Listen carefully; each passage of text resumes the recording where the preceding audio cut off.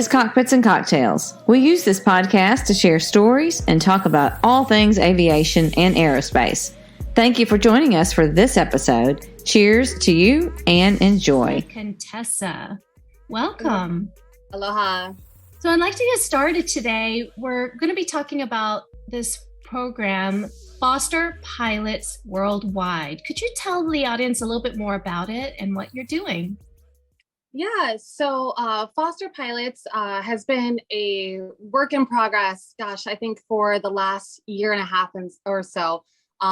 It's been a big group effort of a lot of people and a lot of people that I've met through my aviation journey and their dreams and what they want to achieve in the aviation world and also in our community. So a lot of this started, I started flying in 2020, right before the pandemic. And I did my first solo ever about a week after the whole world shut down. Through that, I had a lot of time on my hands and was building time as quickly as I could. Maui, we had one of the highest unemployment rates in the entire country. So all the pilots were off. We were all looking for time. We were all looking for things to do. And I met this wonderful, wonderful woman, Bianca Vasquez Abarca. She and I actually did a dog rescue flight from Kahului to Waimea. And after that, we started chatting about what we wanted to do and what our experience had been as a woman in aviation. And what I realized, my journey had been pretty easy so far. Bianca, being a woman of color and also being a younger age, had faced a lot of discrimination, a lot of challenges along the way. And that was something that I hadn't realized right away that a lot of people were experiencing. So she and I started talking about what we wanted to do, how we wanted to make an impact, how we wanted to change things and just change the whole aviation game. She and I both had participated in different things like Civil Air Patrol 99s, but we wanted to do more. We wanted to really, really shake up the industry.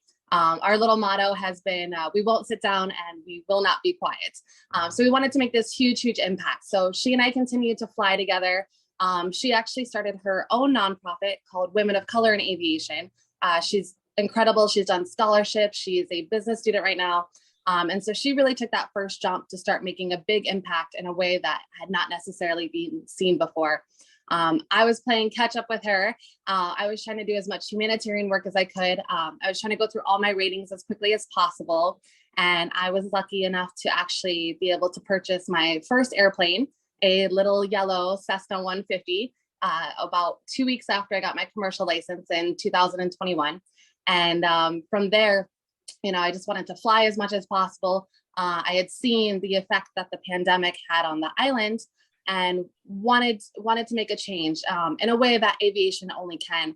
I'm sure as a lot of you know that here in Hawaii, it's hard to get things places. We have a lot of more remote areas, Hana, Molokai, Lanai, Waimea, all these places that it's very difficult to get supplies. It's very difficult to get services. We have large bodies of ocean between us and boats just really are not an option. So we saw the opportunity as pilots to be able to make that connection between the islands and really help with the disparity of supplies, goods, and humanitarian services.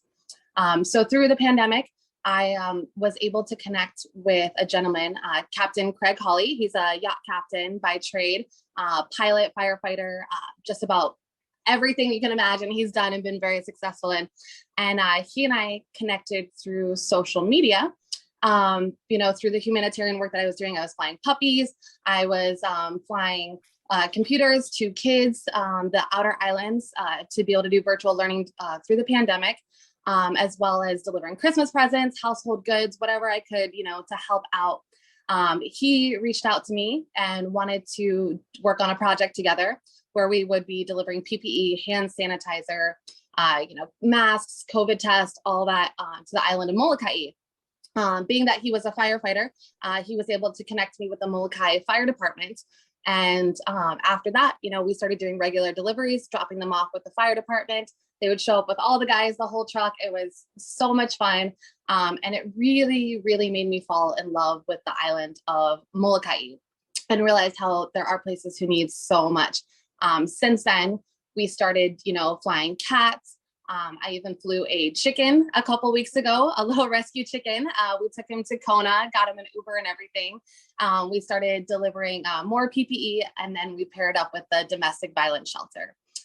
So I know you and I have talked about, that was something very, very personal to me.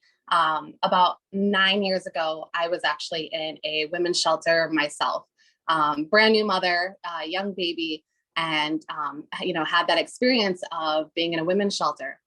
And one of the things I told myself, to get through that situation was that someday I'm going to give back. I don't know how, I don't know when, but all these amazing people who did something for me, I want to be able to do something for them. And I want to be able to give back in a way. So we were able to fly all these diapers, feminine products, shampoo, personal products over to the island of Molokai. And, I never thought that being able to fly myself in my own plane to give back would be the way I did it. So after that, I realized that this is what I want to do. I loved all the humanitarian stuff, but that was the moment where, everything had come full circle. And I realized what a big impact aviation could really make, not just on individuals, but also our community. So Craig and I had talked about for a long, long time how we could start a company, start a nonprofit, something to do humanitarian flights, and how the aviation community could service. My dream on the side had always been to open a flight school. I had dabbled in teaching. I actually did tutoring for my instructors' kids. As they were getting their private pilot done, I helped them through their written exams, as well as help them study for their check rides, their oral exams. And from there, I just started getting students, people coming to me for commercial prep, for instrument, for private pilot. And so I was dead set on opening a flight school. So after a year and a half of this humanitarian work, working with Bianca, watching her grow her nonprofit, providing scholarships, all the pieces just started coming together. And I was lucky enough to meet a gentleman, Mark Clayton, who had started this organization called Foster Pilots. So the whole idea of foster pilots was to find people who, otherwise could not realize their aviation dream, whether it be financial or family support or whatever it may be, and to be able to not just give them scholarships, but to also, to fund their entire journey, to get them from zero to hero, commercial, ready to get a job. Part of that included also, job placement, mentoring. The idea was to build very strong pilots, very well-rounded people who are ready for job applications, ready for resumes, ready for interviews, just ready to go. So we, collaborated with Mark, Craig and I and Bianca. We started working with Mark, and, the idea was at first we were just going to support him. And then, Craig always thinks big, and he goes, why don't we just join him? Why don't we take over the whole thing? Let's make this absolutely huge. And, it was a no-brainer. We had all these incredible people just in the right place at the right time. And so we decided that foster pilots, we didn't want to just cater to kids. We didn't want to just cater to, people who, it was a financial issue. There's a lot of reasons why people don't complete their training. I believe, and I know you and I talked about, I think the dropout rate is 70% from private pilot? 80%. 80%. Okay. Mm-hmm. And so we started investigating these reasons why that happens. Of course, finances is a big one. But also it's not just finances. It's maybe they don't have a mentor. They don't have direction. They get all the way through their commercial and they don't know where to start. They don't know who to talk to. They don't know who to know. They don't know how to fill out job applications, how to get into the airlines or military flying or A&P, whatever it may be. So we decided with foster pilots to really, take that foster name to heart and take it beyond just kids and finances, and take it where we are actually bringing these people in and we are taking care of them from day one and responsible for them throughout their entire career. We want these people to, feel like they always have a place, always have resources, always have a mentor to get them through all the difficult times. There's a lot of challenges with being a pilot, mental and physical. And so we just want to be there to ease them through it and give them the best opportunity possible. Part of that as well on the other side is our humanitarian effort. So we didn't want to just fund people's training and help them place with jobs. We want to create pilots that have a sense of community and a sense of giving back. I'm sure, as you know, aviation, we have a very, very unique opportunity and skill that, 1% of the country has. We're able to, on the drop of a dime, jump in a plane and go deliver supplies. We're able to get to remote places that are usually not accessible or, possibly ignored, and be there for whatever they need. So we wanted to incorporate this humanitarian effort into our training. So our plan is to have our students come in, we'll take care of everything. Their ground training is going to be sponsored by my company, Delta Bravo Aviation, which is the ground school. So they'll have the training, they'll have the flight training, they'll have the job placement, the mentorship, resume writing. But part of that is that they are going to work with our community and have a mandatory amount of hours for volunteering, whether that be in the air or on the ground. It doesn't matter. We're looking to have a huge, huge impact. So right now we're looking at having about 20 hours of volunteer per month for each student coming in. That could be working, in elderly homes, nursing homes. That could be doing STEM programs at schools. That could be flying puppies, chickens, cats, and all these crazy animals that we get. It could be delivering, diapers, feminine products for Ma'i movement. It could be any of these things. And, we figured that the impact is going to be huge. If you have 10 students doing 20 hours a month of volunteer service, that's 200 hours of volunteer time that has not necessarily been there. So you're bringing new people into this community service market, and they'll be able to, take that with them as a pilot, as they go, off to the military, off to the airlines. They're always going to have that sense of community and giving back. And so we're really looking to mentor these people into, this well-rounded being that is going to continue to give back throughout their entire career. And I think that's great, because if they're flying, they're also building hours and, doing community service. That's such a great idea. Yeah. Of course, as you know, I have a tiny little 1960 150, and my goal, I fly between the islands so often. My mechanic's actually in Kona. Our offices are in Oahu. I actually have a truck on Molokai now. So I am probably on a different island 8 times a month. And I always believe that, you should never fly empty. Just like, when we were growing up, our parents always used to tell us, don't leave the kitchen table with empty hands, always be doing something, always be productive. So for me, don't ever fly with an empty load. The last humanitarian flight we did, I actually had 5 cats flying with me that were part of the pause program, flying out to the mainland. And then we came back with 5 more foster cats, as well as Turn Up, the rooster, the rescue rooster. So, because these students are in the air, because they're going to be building time anyway, why not put it to good work? Why not put a bunch of diapers in the back? Why not put a bunch of feminine products? Why not put a bunch of animals in there? Deliver PPE, whatever it may be, make the most out of this time that they have.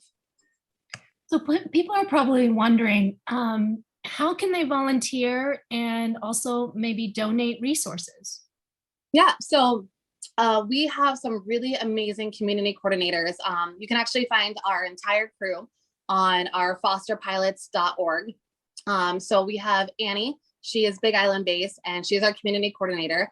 So people can send an inquiry to them. You'll also see we're adding a list of our mission pilots. So people who are not necessarily one of our foster pilots, one of our students. We do have student pilots, commercial pilots, CFIs, a whole range of pilots. Myself, Bianca, and many others included.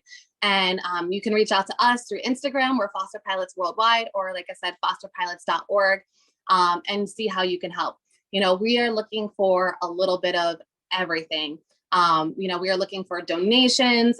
If people want to donate diapers, finances, just their time, if they just, want to call us and send us an email and say, hey, I'm on Lanai and I'm not sure what opportunities there are. What can I do? we're happy to help. We've been able to work with so many different types of organizations. And so, we can, of course, if people want to start their own project at home, that's not necessarily related to us. We are happy to support, give up all our resources that we have, and get people to the right place. Our ultimate goal is just to make this huge, do good impact. We want people to, be able to take their own initiative and come up with their own projects that are also unique to where they live. What's needed in Kansas is not necessarily the same as what's needed in Hawaii or Peru or Pakistan or wherever it may be. And then also we do, of course, have a donation page. We will be, once we start vetting our students and bringing them in, of course, we will be looking for donors as well. All of our students put up a little profile of what they want to accomplish in aviation and what they've done so far. And people will actually be able to donate, find a pilot that they really believe in their mission and be able to donate directly to be able to fund their training as well.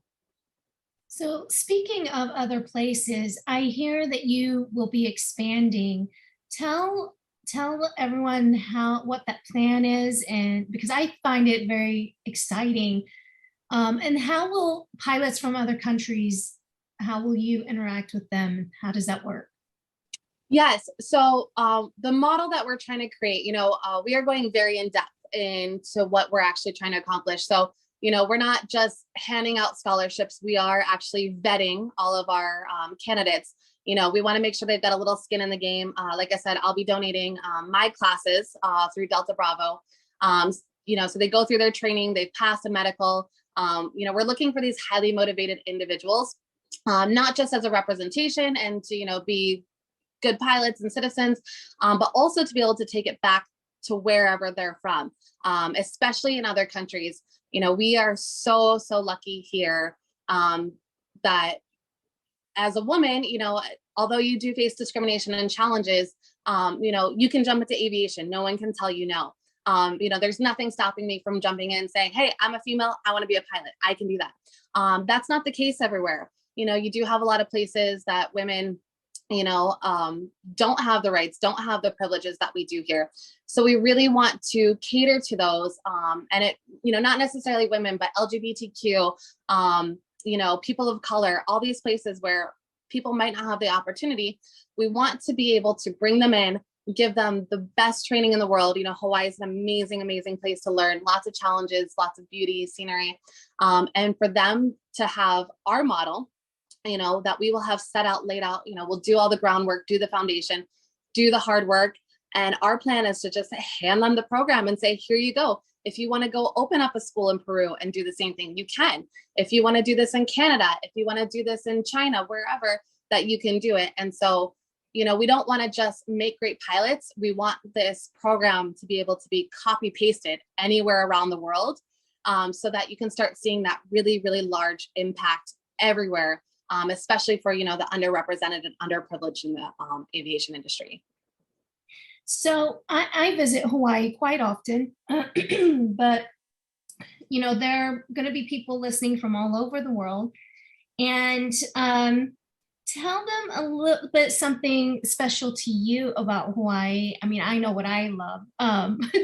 So not that you really have to talk people into going there, but tell them a little bit about what they'll experience when they're, training off time. Yeah. So, Hawaii is an easy sell. Everybody wants to come to Hawaii for sure. There's nothing like, seeing a 1,200-foot waterfall on your commute to work. It's pretty special. But beyond that, one of the things that I found amazing about Hawaii is the community here. Hawaii has, we say aloha and everybody thinks, oh, aloha is hello, goodbye. But it's much more than that. It's a much deeper connection and a sense of community that I have not found anywhere else in the world. And, part of Hawaii too is always taking care of each other. You'll find walking down the street, you could talk to anybody and they'll say, you're looking for something, they'll say, oh yeah, my cousin, my uncle, my auntie over here. None of them are actually related, but Hawaii, everybody's family. We call it hanai, which is your adoptive family. And so Hawaii just has this great sense of taking care of each other. I was actually talking to a woman yesterday, one of our community outreach coordinators, and she was saying that as we had the baby formula shortage over here with shipping, and of course it was going on everywhere, how the entire community stepped up together to be able to get formula, to get breast milk, to make sure every single baby was taken care of. That's the great thing about Hawaii is all the children, all the people, all the, hard times, people take responsibility for that. They want everybody as a community to succeed. And like I said, you become this Hanai family. I got lots of aunties and uncles over here.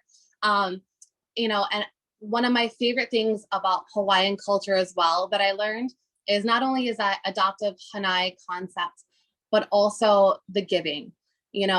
A lot of places, and even how I grew up, it was work hard, get as much as you can, have the fancy car, have the fancy house. You always have this American dream mentality. In Hawaii, it's a very different American dream. It's do what you need for yourself, but anything beyond that, once you're good, you have your home, you have your health, you have all that, everything else you give to someone else. In Hawaii, you could stop at the beach and auntie will come up with a whole plate of food. She doesn't know you. You didn't say hi. She just will come up and start offering you food. And it's a very, very giving community. And that's why we believe that this is a perfect place for our program, because that sense is already there. We're just trying to pass that on to everybody else. Everyone's family. And, when you have what you need, everything else you give to somebody else. And that's what they can expect from Hawaii. And to top it off too, we think we're in a very unique place. I always like to say, we say Maui no ka'oi. Maui is the best, but I say Maui pilots no ka'oi. One of the wonderful things about Hawaii is that it does present a lot of challenges to becoming a pilot. We are constantly flying over open bodies of ocean. You stop looking for emergency spots on golf courses and start looking for barges in the middle of the ocean. We have the meanest winds here in Hawaii. I didn't even know that crosswind landings were not the only kind of landing you could do. Yeah, my first day going up for landing, they took us up in 37 knots of wind, and the tower asked me if I was sure I wanted to go, and I didn't know any better. So, we have amazing crosswinds. We have, mountain flying. We have, the oceans to deal with. We have class Bravo, Delta, Charlie, everything all within a very short spot. So it's really unique flying. So our hope is being able to base our program out of here. The pilots that we're going to send out into the world are going to be, not just have the sense of community, not just have that sense of giving, not just be well-rounded individuals, but be great pilots, ready for anything and really be able to represent this island and what we have to offer. They really will. They will have the flight experience ever, the best.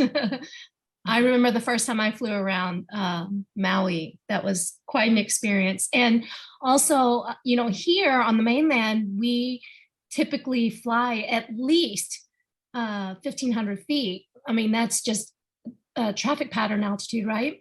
There, I love that we can fly lower and so close to the ocean and actually see whales and things up close. I love my experience there. The last time I was there, I could see that they were looking for pilots. There's a lot of aviation jobs available. Now, Does your school also provide helicopter training? Craig Hawley, our CEO, he was a helicopter pilot. And that is something that I've always dreamed to do. Right now I have 1 hour in a helicopter, one discovery flight. So I would love to go through and pursue my license. That is something that we are looking in the future to pair up with, because we don't want to just do fixed wing. We're not just trying to send people to the airlines. We want to encompass everything. If you want to be ATC, great. We'll have a program for that. You want to be a dispatcher, you want to be a flight attendant, you want to be a helicopter pilot, you want to go the military route, whatever it may be. We want to be able to provide that job placement and training for. We actually were discussing, I have a student of mine who is a Kahului airport firefighter, and he has his own 501c3. And I believe just acquired a helicopter for that. So that is a partnership that we are looking into, is be able to do helicopter training as well. Because as you've seen, our fixed wing, of course, gets us there faster and we get to see more, but there are some amazing, amazing places that are only accessible by helicopter. And it is a huge need out here. It's not just tours. Here on the islands, being, that we have limited resources, the helicopters play a huge part, in particular windward. Their pilots are going and doing search and rescue. They're, spraying for invasive species. They are, doing beach rescues. If somebody, gets injured, falls into the ocean, they are so important here. On top of doing medevac as well. Here on the islands, if you get hurt in Hana, you have to get to Kahului. There's no major hospital. If you have a serious disease, you can't get that treated on Lanai or maybe in Waimea. You're going to have to fly to Oahu. And so, to be able to service the islands and, between oceans, we definitely need helicopter pilots along with fixed wing. So that is something we're dabbling in. And yes, it is on my bucket list to get my license as well, because I want to be the one teaching it. Absolutely. It's fun. Tell everyone once again how they can find you on social media or contact you, your website one more time. Yeah. So for anybody who wants to just see what we're doing and get some inspiration for, donation plays that they could do. I have my personal one, Cessna Contessa on Instagram. All of our humanitarian work through, the DVS, Molokai Shelter, all these animal foundations, as well as some of our mentees and our pilots, you can find on Instagram. It's Foster Pilots Worldwide.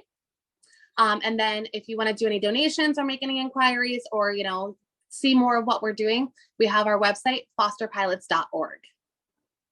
Now, where are you from? Are you from Hawaii? No, I'm from Michigan, actually. So I was born in Michigan and moved to Pennsylvania. That's where I went to college. And then I moved out to Hawaii in 2010. I was 20 years old, moved to Waikiki, and then came to Maui. I lived on Big Island for a little while and then got back to Maui in 2019, right before the pandemic. Perfect. And I keep saying Foster Pilots Worldwide, is that located in Oahu? Yes. So we have our base in Oahu. One of the beautiful things about this organization is we do have people from all over the country working on it. We do have our offices in Oahu, but my plane is based out of Kahului. A lot of our mission pilots are based out of Kahului as well. Bianca, she's actually in the Bay Area right now. She's finishing her degree in business right now. So it's really interesting because we have people all over the place. And I know a lot of people think, how does everybody, get together? How do you make it happen? And I said, that's the beauty of aviation is you could be all over the world and guess how we're all connected? With a plane. So for us, it's great to have all these different perspectives, different communities that we can work with. So like I said, Oahu based, but a little bit of Maui, Molokai, Bay Area, everywhere. So one of the questions that we always ask, very important, when you're finished for the day, what is your favorite cocktail? Well, since I'm usually flying about 4 days a week, working full time in meetings, usually I'm just sticking with coffee. So it is 8:30 in the morning and I've got my, little in-op cup, since I haven't finished my coffee yet. But on the rare occasion that I am not working a 12-hour day or flying between islands, I have to say my favorite is an old fashioned. In college, I used to work at a tiny little martini and scotch bar. And so my typical customers were older gentlemen. And so I learned how to make old fashions and Vespers and all this. And so there's nothing better than an old fashioned, some great, black cherries in there. So next time you come over, I would be happy to make you one of my specialty drinks. Perfect. I'm excited, which will be soon, I think. Wonderful. Thank you so much for taking the time out to join us today. And thank you, audience, for listening to Cockpits and Cocktails. And be sure to go check out the social media and the website to learn more information. Thank you so much.